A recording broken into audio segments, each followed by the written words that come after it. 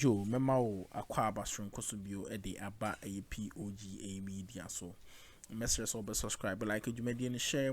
Nema afofro and so answer in can kindly click on the notification bell. No so send be the any news be out of platform no so also wo no the air call and the air but you media ni yet so John Dramani Mahama akọ PM ewo Japan na UN secretary e de abaso body bi abona na chese enya agro kra John Dramani Mahama or Shega na yunyampa yi born abaso woni nyuma pa or yenko ni konkuti. Well, Mr. President, once again, congratulations. And I have to say that since my time in government, and that was 30 years ago, and we had close relations with ECOWAS because of the Guinea-Bissau problem, and there was a very good cooperation between the community of Portuguese-speaking countries and ECOWAS. And since that time, I've always considered Ghana a fundamental pillar in the construction not only of West Africa but of the African continent. The answer is simple. It's that the demographics have changed and that the majority of the population in Africa is youthful. And so there's no way you can grow a successful economy without investing in the youth. The youth form 60%, if you take the age category of between 16 and 35, they form 60% of Africa's population. And so that's not a demographic you can ignore. But aside from that, the world is changing and it's now a knowledge economy. The youth are interested in certain sectors that are not the traditional sectors. And so in the creatives, in the renewable energy space, even if they go for traditional sectors like agriculture, they're looking at agri-tech and other, knowledge-driven aspects of those traditional sectors. And so it is important to find where their interests are and invest in those sectors so that you can attract the youth to go into those sectors. Now, if you look at Africa, in 2024, there was about an investment of 4.2 billion in startups, and a lot of that went into the biggest majority was about 45%, which went into fintechs. The fintech space is growing at an astronomical rate in Africa, and is mainly driven by smart tech-savvy youth who have seen openings and are taking advantage of it. In all our countries, the change in the economic structure is happening.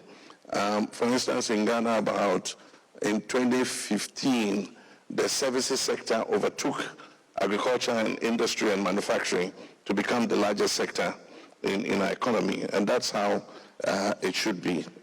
And so, for instance, if you take the fintechs, I met the fintech groups, and one of the interesting ones I found was an agri-tech company, and it was solving a problem that we've been struggling with as government for many years, how to extend credit and support to farmers in order that they can increase productivity.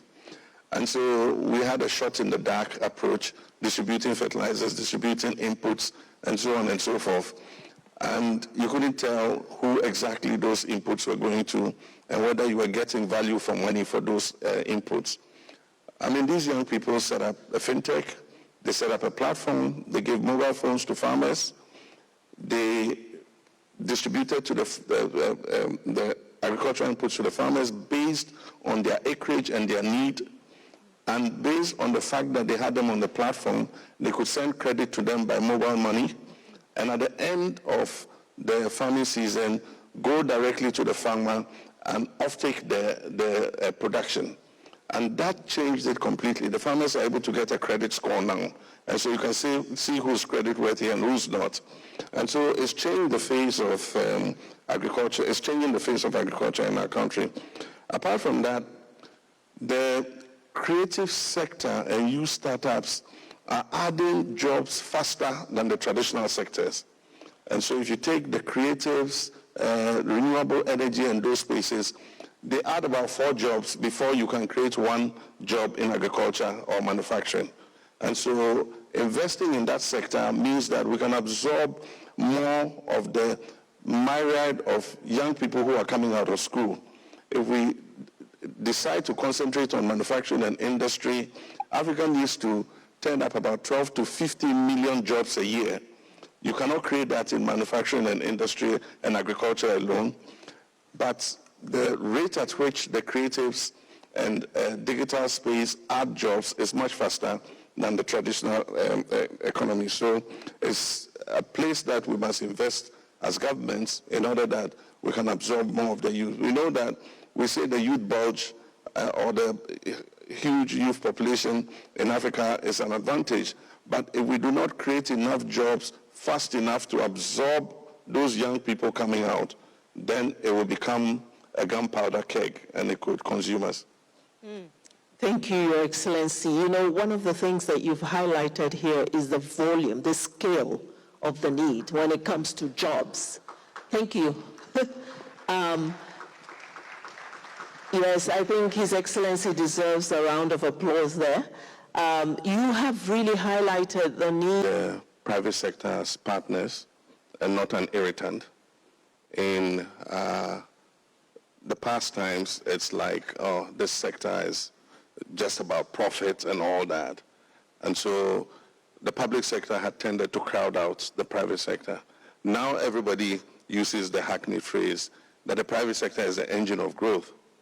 But how does an engine operate if you don't give it the right fuel, healthy fuel, engine oil, for it to be able to operate properly? And so that's the role of the public sector. We must create policy that creates the framework for an enabling environment for the private sector to grow. The private sector is not Father Christmas. It will go where it can get a good rate of return on investment. And so it's government's duty to create the space for the public sector to exercise its creativity. And that is what we need to reorient the public sector to do.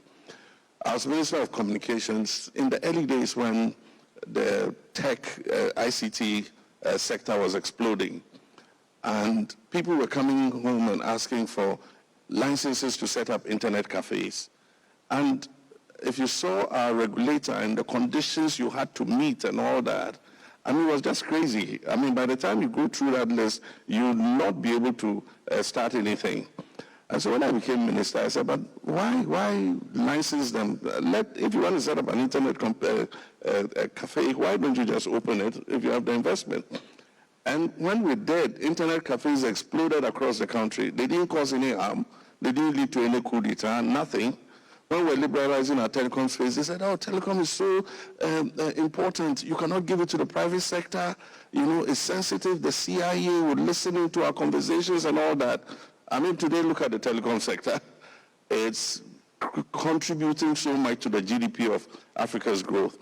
So what we need to do is to create the right environment for the young people to thrive.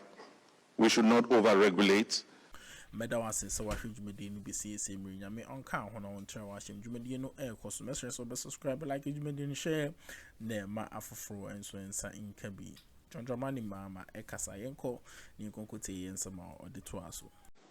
I met with the fintechs last year during the campaign, and I was asking them, what are your problems?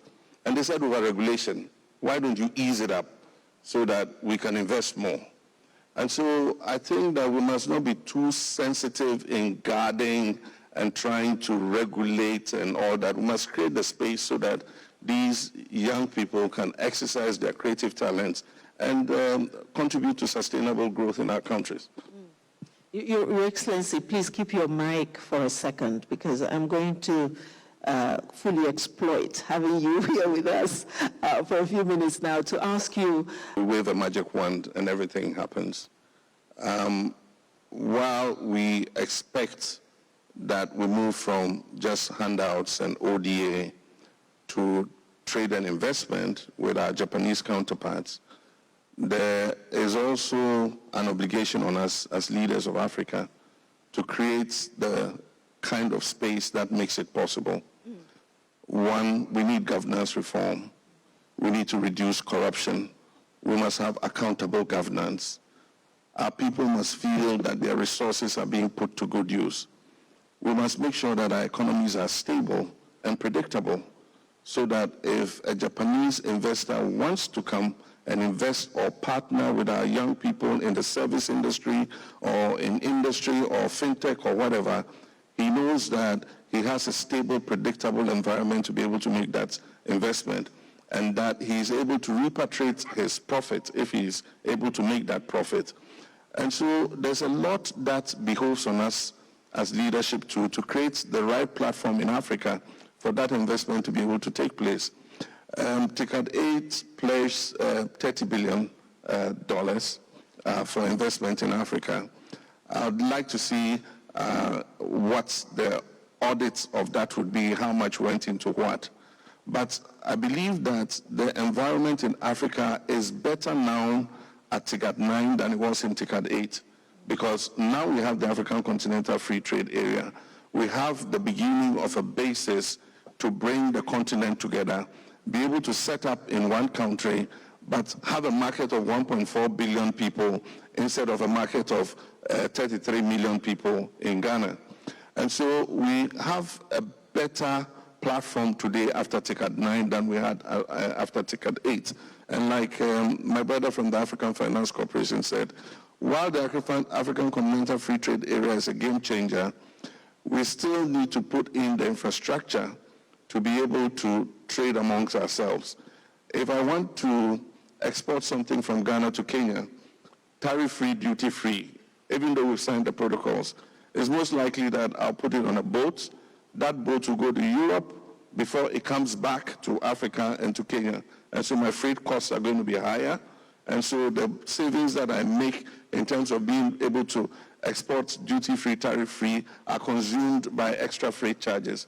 And so there's still a lot that we need to do in Africa to be able to fully tap the potential. But I believe that Japan has the innovation, Japan has the technology, Africa has the natural resources, Africa has the young, innovative people. And if Teațeț brings those two factors together, I believe that it would have been worth our while staying in Yokohama for 3 days. Thank you. Aha, any day somebody ABC and among Yamisha also washing you mediano ABC same on count one chair washing on your same na de we be an consulting POG Media in the morning. Mr. Should you mediano, na you mediano in Kui in for my macram.